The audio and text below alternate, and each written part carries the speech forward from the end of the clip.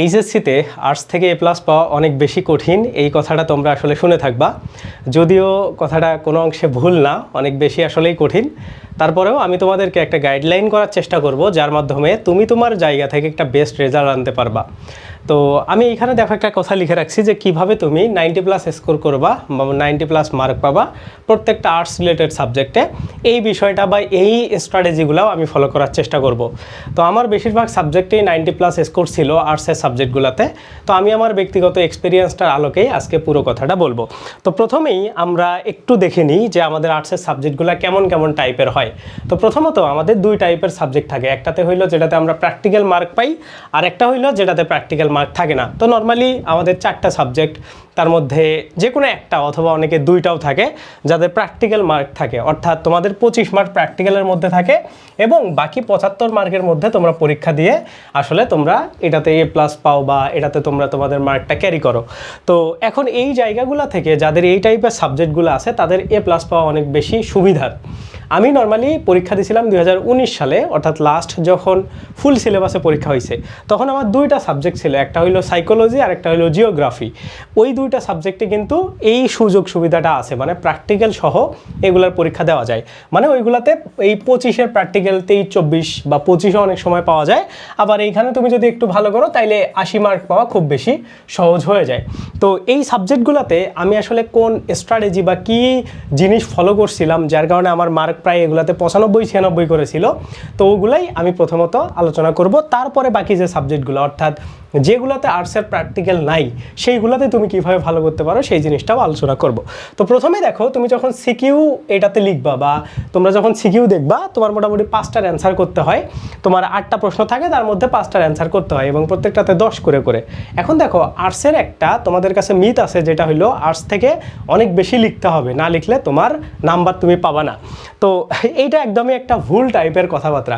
কারণ আমি যখন আর্টস থেকে লিখছিলাম, যেমন ক, খ, গ, ঘ, এই 4টা প্রশ্নের কথাই যদি আমি বলি, আমার আসলে লেখার মান ছিল ভালো, বাট লেখাগুলো কিন্তু অনেক বেশি ছিল না।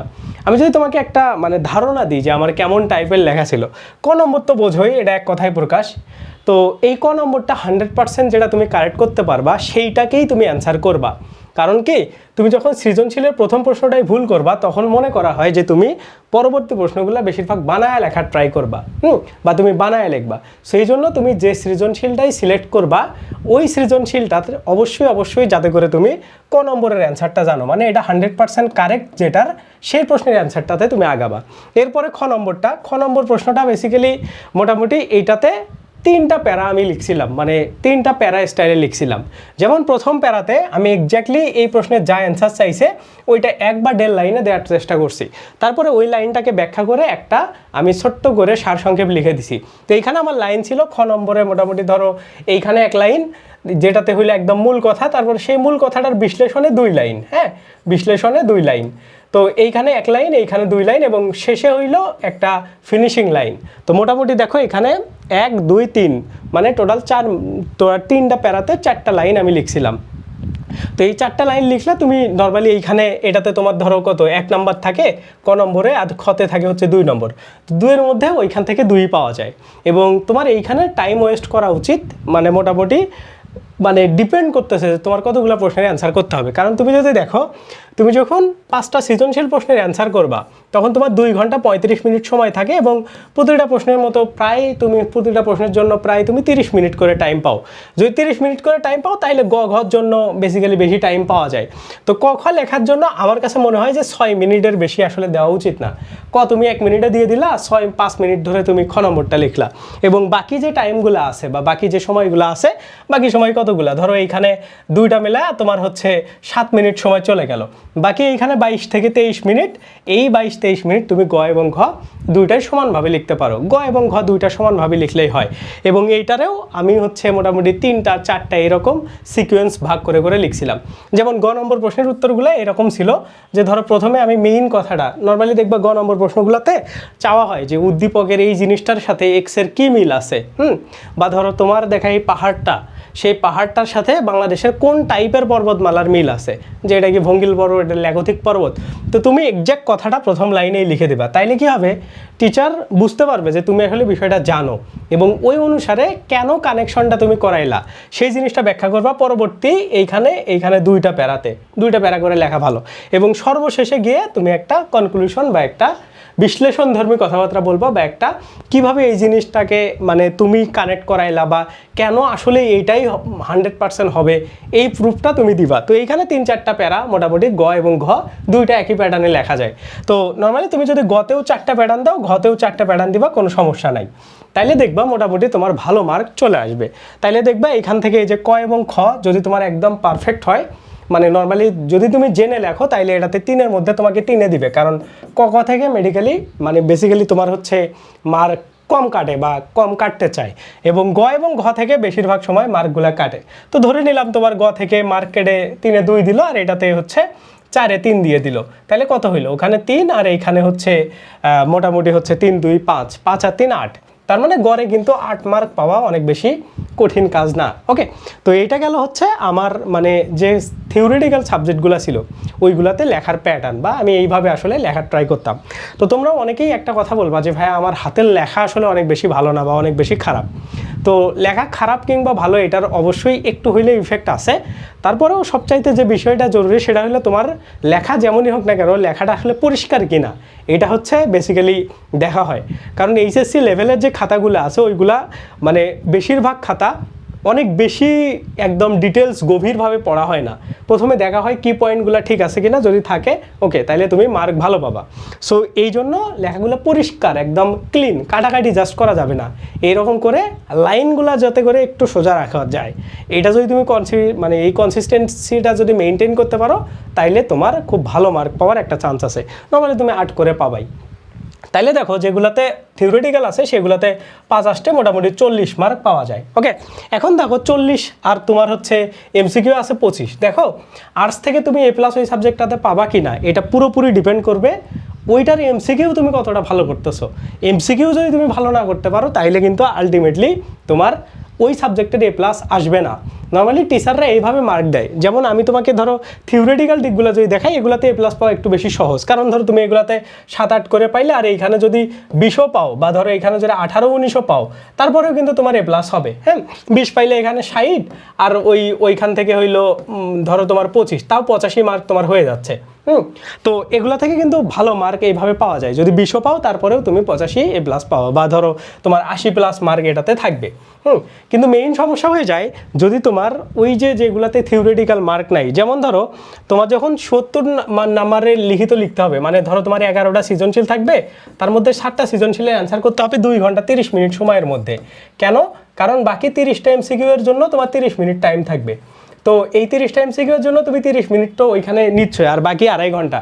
এই 2.5 ঘন্টা তুমি যদি হিসাব করো দেখবা তোমার হচ্ছে 21 মিনিট সামথিং এইরকম করে তোমার কাছে সময়টা থাকবে। তো নর্মালি তুমি যখন প্রশ্ন নিবা, প্রশ্ন পড়বা, প্রশ্ন দেখবা, এখানেই 5-7-10 মিনিট চলে যাবে। তো ওই জায়গা থেকে তোমার প্রত্যেকটা সৃজনশীল লেখার জন্য তুমি সময় পাবা 7টা সৃজনশীল লেখার জন্য প্রায় 140 মিনিট। মনে করো তুমি এখানে মোটামুটি তুমি 2 ঘন্টা 20 মিনিটের মতো মানে ইউজ করতে পারবা টাইমটা, তার মানে প্রত্যেকটা প্রশ্ন 20 মিনিটে লিখতে হবে। এখন একটা জিনিস মাথায় রাখো যে তোমাদেরকে যারা বলবে যে ধরো তুমি গ নম্বর 2 পৃষ্ঠা লিখবা, ঘ নাম্বার 3 পৃষ্ঠা লিখবা, তো আদৌ কি এটা কোনোদিন সম্ভব? কোনোদিনও সম্ভব না। কারণ তুমি যদি দেখো এখানে মানে 20 মিনিটের মধ্যে তোমার একটা সৃজনশীল শেষ করতে হবে, তুমি ক এবং খ এই দুইটা লিখতেই মোটামুটি তোমার 5 মিনিট সময় চলে যাবে, বাকি থাকবে কত 15 মিনিট। ধরো তুমি একটাতে 7 মিনিট দিলা, একটাতে 8 মিনিট দিলা, অর্থাৎ 7 মিনিট গতে দিলা, 8 মিনিট দিলা ঘতে। তাইলে এই জায়গাতে 7-8 মিনিটে কি 3-4 পৃষ্ঠা করে লেখা সম্ভব? কখনোই না। তার মানে তোমার এইখানে অ্যাপ্রোপ্রিয়েটলি লিখতে হবে। তুমি যদি খুব ভালো করে লিখতে পারো তাইলে তোমার মার্ক অনেক ভালো আসবে। আমি আমার একটা ব্যক্তিগত এক্সপিরিয়েন্স বলি, আমার সবচাইতে ভালো পরীক্ষা এইটা মনে হয় হচ্ছে ওইটা হচ্ছে আমাদের একটা সাবজেক্ট ছিল সমাজবিজ্ঞান দ্বিতীয় পত্র। হ্যাঁ, সমাজবিজ্ঞান দ্বিতীয় পত্র, সমাজবিজ্ঞান দ্বিতীয় পত্র। এইটাতে আমাদের 7টা সিজন ছিল, আমাকে 9 করে মেবি দেওয়া হয়েছিল। হ্যাঁ, কারণ আমাদের সময় রেজাল্ট দেওয়ার পরে দেখা যায় যে আমি টোটাল কত মার্ক পাইছি। তো আমার সিজন ছিল 7 নং 63 মার্ক ছিল। তার মানে প্রত্যেকটা সিজন ছিল 9 মার্ক করে করে আমার জন্য দেওয়া হয়েছিল। হ্যাঁ, তো বিলিভ মি, আমি ওই পরীক্ষাটাতে কিন্তু অনেক বেশি লিখছি এমনটা না, বাট যে লাইনগুলো লিখছি, যে কথাগুলো লিখছি, ওগুলো একদম অ্যাপ্রোপ্রিয়েট লেখা ছিল। কারণ দেখো, ওই যে আমি যে প্যাটার্নটার কথা বললাম, নর্মালি দেখবা গ এবং ঘ আমরা কি করি, মূল কথা গ এবং ঘতে না লিখে আমরা জাস্ট হচ্ছে পেঁচাই। যখন তুমি কথা পেঁচাবা তখন টিচার মনে করবে যে অ্যাকচুয়ালি এই বিষয়টা তুমি জানো না। যখন তুমি ক্লিয়ার কনসেপ্ট কথাবার্তা বলবা, যেমন ধরো এখানে বলা হয়েছে যে ক হইল কি করে, ধরো মানে ক এর একটা সামাজিক পরিবর্তন নিয়ে একটা তোমাকে কোনো কিছু দিল, যে ক এই ধরনের মানে একটা 5-6 জন গ্রুপের সাথে করে একটা কাজ করে। এখন এই স্পেসিফিকভাবে গতে বলা হয়েছে যে কতে ক নামক যে গ্রুপটা আছে, হ্যাঁ, এটাকে সামাজিকভাবে কোন ধরনের সংগঠনের সাথে কানেক্ট করা যায় বা ওই সংগঠনটার আলোকে ব্যাখ্যা করো। তুমি যদি এখন ওই সংগঠনের নামটা ডিরেক্টলি প্রথম লাইনে না লিখে দাও, তাহলে টিচার ভাববে তুমি অ্যান্সারটা অ্যাপ্রোপ্রিয়েটলি জানো না দেখে পেঁচাইতেছো। সেই জন্য তোমার উচিত হবে একদম ডিরেক্টলি এই অ্যান্সারগুলো আগে মানে প্রথমে 1 বা 2 লাইনের মধ্যে, কারণ টিচার প্রথমে তোমার যে কোনো প্রশ্নের যে কোনো উত্তর প্রথম 2-1 লাইন মাস্ট পড়বেই। ওই 2-1 লাইনে টিচারকে তোমার মানে আকৃষ্ট করতে হবে। হ্যাঁ, যে তুমি এই মানে ওই 2-1 লাইনেই তোমাকে কনভিন্স করে নিতে হবে, তাইলে দেখবা তোমার মার্ক পাওয়ার সম্ভাবনাটা অনেক বেশি বেড়ে যাবে। ওকে, তো আমার নর্মালি এইরকম করে মানে আমি যদি তোমাদেরকে একদম ডিটেলস বলি, যেমন ক এবং খ এই দুইটা লিখতেই আমি মোটামুটি এই প্রথম পেজটা শেষ করতাম। গ নম্বরটা আমি এইখান থেকে শুরু করতাম, এই পেজ পুরোটা লিখতাম, লেখার পরে পরবর্তী পেজে এই যে হাইস্ট অর্ধেক পর্যন্ত এসে যাইতাম। হ্যাঁ, অর্ধেক পর্যন্ত এসে যাইতাম। ঘ নম্বর প্রশ্নটা আমি এই যে বাকি অর্ধেকটা এখানে লিখতাম, লেখার পরে এই পুরো পেজটা লিখে মাঝে মধ্যে এইখানে 1 লাইন চলে যাইতো। তাইলে দেখো একটা প্রশ্নের জন্য আমার কয় পৃষ্ঠা যাচ্ছে, একটা সৃজনশীলের জন্য এইখানে একটা পেজ, এইখানে একটা 2 নম্বর পেজ, এইখানে একটা 3 নম্বর পেজ, এইখানে একটা 4 নম্বর পেজ, এইখানে একটা 5 নম্বর পেজ। মানে হাইয়েস্ট গেলে সেটা 5 নম্বর পেজ গেছে। তার মানে মোটামুটি 4 পেজের মধ্যে, হ্যাঁ মানে 4 পেজ বলতে কি পৃষ্ঠায়, এই পেজে এই পৃষ্ঠায় ওই পৃষ্ঠায় এরকম করে। তো এর মধ্যেই মোটামুটি আমার সবগুলা প্রশ্ন এভাবেই কভার হইতো। তো কারণ কি দেখো, কারণ তুমি একটা প্রশ্ন 7 কিংবা 8 এর বাইরে তো তুমি লিখতে পারতেছো না যখন তোমার 7টা সৃজনশীলের অ্যান্সার করতে হচ্ছে। সো এই জন্য তুমি ট্রাই করবা এই জিনিসগুলোকে ফলো করার, মানে ওখানে আসলে অবাস্তব কোনো কিছু নিয়ে যাওয়ার কোনো প্রয়োজন নাই। দেখবা খুব ভালো একটা মার্ক ক্যারি করতে পারো বা খুব ভালো একটা মার্ক পাবা। তো আমার আসলে A+ পাওয়ার একটা মানে সুবিধাও ছিল ব্যক্তিগত এক্সপিরিয়েন্স, কারণ আমি একটা সরকারি কলেজ থেকে পরীক্ষা দিচ্ছিলাম। তো নর্মালি তোমরা ইন্টারমিডিয়েটে এখন তোমরা পরীক্ষা দাও, এখনকার সিচুয়েশন যেমন এই টাইপের অনেক বেশি হার্ড পরীক্ষা নেওয়া হয়তো ইন্টারমিডিয়েটে। হ্যাঁ, তো আমাদের দেখা দেখি বা এই ধরনের কোনো ফ্যাসিলিটিই ছিল না। তো ওই জায়গা থেকে আমি চেষ্টা করতেছিলাম যে কোন সাবজেক্টগুলো সব থেকে সহজে পার পাওয়া যায়। তো আমার সাবজেক্ট লিস্ট ছিল এরকম যে 1 নম্বরে পৌরনীতি বা হচ্ছে সিভিক্স, হ্যাঁ পৌরনীতি এটা একটা, 2 নম্বরে ধরো সমাজবিজ্ঞান, 3 নাম্বার এবং 4 নাম্বার আমার প্র্যাকটিক্যাল সাবজেক্ট ছিল। এটা ছিল হচ্ছে ভূগোল আর এটা ছিল হচ্ছে মনোবিজ্ঞান। হ্যাঁ, তো এই 4টা সাবজেক্ট আমার আর্টসের জন্য ছিল। তো আমার আসলে এইগুলাতে এই সবগুলোর মধ্যে এই সমাজবিজ্ঞানে আমার মেবি A+ মিস গেছিলো, যদিও আমি একটাতে দ্বিতীয় পত্রে হচ্ছে 63 মার্ক পাইছিলাম। কেন মিস গেছিলো? কারণ দ্বিতীয় পত্রে MCQ এত বেশি হার্ড ছিল, আমার এটাতে 63 প্লাস হচ্ছে 13 হয়েছিল। হ্যাঁ, মানে MCQ হচ্ছে 30টার মধ্যে 13টা কারেক্ট হয়েছিল। সো ওই জায়গা থেকে তুমি যদি দেখো এখান থেকে 3, 3, 6 আর হচ্ছে 7, 76 মার্ক এই টাইপের মার্ক আসছিল। তো যার কারণে আর পরবর্তী যেটা ফার্স্ট পেপার ছিল ওইটাতে 81 বা 82-র মতো ছিল। তো দুইটা মিলায় তো 80, 160 পাইতে হয়। তো আমার 160 আর কি হয়নি, 150-এর প্লাস সামথিং ছিল, যার কারণে এটাতে A+ হয়নি। এটাতে 5 ছিল, এটাতেও ছিল, এই 3টাতে A+। আর ওইদিকে আমার হচ্ছে ইংরেজি প্রথম পত্রে A+ মিস চলে গেছিলো 2-1 মার্কের জন্য, কারণ ইংরেজি প্রথম পত্রে আসলে মানে A+ পাস হওয়া টাফ একটা বিষয় হয়। তো ওইখান থেকে আমার 2টা সাবজেক্টে A+ ছিল না, আর বাকিগুলোতে A+ ছিল, যার কারণে আমার মোটামুটি A+ চলে আসছে। হ্যাঁ, তো যাই হোক না কেন, মানে তোমরাও এইভাবে স্ট্র্যাটেজিক্যালি আগাইলে আমার মনে হয় তোমরা হচ্ছে ভালো করতে পারবা, বা এই যে আর্টস থেকে যে A+ পাওয়া সম্ভব না এই বিষয়টা আসলে মোটেও কোনো কিছু মানে এটা বিশ্বাস করবা না। এবং তোমরা যদি বলো আর্টসের জন্য কোন বইগুলো থেকে MCQ অনেক বেশি কারেক্ট হয় বা কমন আসে, ও আর একটা কথা, যেগুলোতে হচ্ছে এই 70 নম্বরের পরীক্ষা হয়, হ্যাঁ ওগুলাতে তোমাকে মার্ক কখনোই 56-র বেশি দেওয়া হবে না লিখিততে। মানে মোটামুটি দেখো একটাতে 8 করে, হ্যাঁ 60টা প্রশ্নে 7 × 8 তুমি যদি দেখো তাইলে কত হয় 56 নম্বর, এবং বাকি যে 24 নম্বর লাগে এই 24 নম্বর তোমার MCQ থেকে তুলতে হবে। তার মানে টিচাররা তোমাকে এমনভাবে মার্ক দেবে যাতে করে কমপক্ষে MCQতে তুমি 24-এর উপর পাও, 24 কিংবা 25, মানে 25টা হইলে সেফ জোন। কারণ অনেক সময় টিচাররা এরকম 55 মার্ক দিয়ে রাখে, যে সবগুলোতে তো 8 করে দিবে না, 7ও তুমি পাবা। তো 55 আর এইদিকে যদি এমসিকিউ 25 হয়, তাইলেই এইগুলা থেকে 80 মার্ক তুমি পাবা। ওকে, সেই জন্য চেষ্টা করবা যে যেগুলোতে 60টা সৃজনশীল আছে ওইগুলোতে অন্তত পক্ষে 25টা এমসিকিউ তোমার কারেক্ট করতেই হবে। মানে ওইটা আমি আবার বলছি যে তোমার খেলাটাই, পুরো গেমটাই ডিপেন্ড করবে যে তুমি এমসিকিউয়ে কতটা ভালো। ওকে, আর এমসিকিউ কীভাবে মানে ভালো করা যায় বা এমসিকিউ কীভাবে কারেক্ট করা যায়, এই যে আমার যে সাবজেক্টগুলোর কথা বললাম, এই বইগুলা আমি মোটামুটি সবই পড়তাম হচ্ছে অক্ষরপত্রের বই থেকে। হ্যাঁ, অক্ষরপত্র মানে যদি তোমরা আমাকে বলো আর কি বইয়ের লিস্ট, অক্ষরপত্রের বইগুলো আমার খুবই ভালো লাগতো, এবং ওই অক্ষরপত্রেরই কিন্তু মানে পাঞ্জারি প্রকাশনীর সাথে কানেকশন আছে। ঠিক আছে, তো সে পাঞ্জারি প্রকাশনীর বইগুলা আর অক্ষরপত্রের বইগুলো আমি পড়তাম।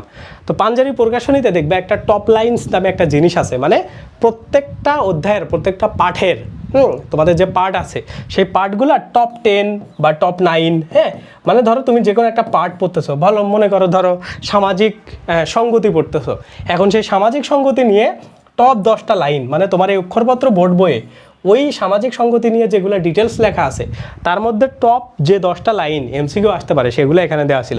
তো আমার এইভাবে এই পাঞ্জাবি বইটা থেকে অক্ষরপত্র বইগুলো দাগানো ছিল। সো ওইগুলো থেকেই মোটামুটি সর্বোচ্চ লেভেলের এমসিকিউ কমন পাওয়া যায়। অন্যান্য বই থেকে অত বেশি কমন আমি আসতে দেখি নাই। অন্যান্য সাবজেক্ট যাদের ছিল ইতিহাস, ইসলামের ইতিহাস, তাদেরও ওইভাবে কমন আসেনি। সো আমার সাজেশন থাকবে, তুমি যদি পড়তে চাও বা তোমার যদি থাকে আর কি, তাহলে এইভাবে তুমি পড়তে পারো অক্ষরপত্র বই আর এই পাঞ্জারির টপ 10 ওগুলো থেকে একদিনে একটা করে বই তুমি দাগাইতে পারবা। দাগাই নিয়ে পরে জাস্ট ওই লাইনগুলো পড়লে এমসিকিউ সর্বোচ্চ পরিমাণে কমন পাওয়া যায়। হ্যাঁ, তো তুমি এখন যেহেতু তোমার আর 1 মাসের সময় নেই, তুমি টেস্ট পেপারগুলো করতে পারো আর রিভাইজ করতে পারো, রিভিশন করতে পারো। হ্যাঁ, যদি তুমি বই আগে থেকে নিজে নিজে দাগায় অবভিয়াসলি পড়ে থাকো, তাইলে তুমি এই কাজটা করতে পারো। তো যাই হোক না কেন, আস্তে ধীরে আরও তোমাদের এইচএসসি নিয়ে কথাবার্তা হবে। তোমাদের যদি ভিডিওটা ভালো লাগে, তোমাদের বন্ধুবান্ধবদের আমাদের পেজের কথা, আমাদের ইউটিউব চ্যানেলের কথা জানাই দিবা, নির্ভরের কথা। আর আমরা এইচএসসি নিয়ে তোমাদেরকে, আর্টস নিয়ে বিশেষ করে তোমাদেরকে আরও বেশি গাইডলাইন করার ট্রাই করব। আশা করি তোমাদের ভিডিওটা ভালো লাগলে ভিডিওটা তো অবশ্যই একটা লাইক দিবা, ফেসবুক থেকে দেখলে সেভ করবা, আর তোমরা কোন টপিক নিয়ে ভিডিও চাও ওইটাও তোমরা কমেন্ট করে জানাবা। বাই বাই, আল্লাহ হাফেজ।